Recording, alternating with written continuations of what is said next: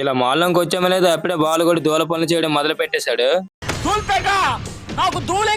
అసలు సీన్ ఏంటంటే ఇలా మాల్లోకి వచ్చామో లేదో అప్పుడే మా వాళ్ళు ఏమో వాష్రూమ్కి వెళ్దామంటున్నారు. వాష్రూమ్కి ఎందుకు అని అడిగితేనేమో ఇప్పటి వరకు బయట తిరిగి వచ్చాం కదా, ఫేస్ వాష్ చేసుకుందాం పదరా అంటున్నారు. అలా ఫేస్ వాష్ చేసుకున్న తర్వాత బాల్ కూడా ఏమో హ్యాండ్ డ్రైవర్ దగ్గరికి వెళ్ళి చేయి పెట్టడంతో ఒకేసారి సౌండ్ రావడంతో భయపడిపోయాడు.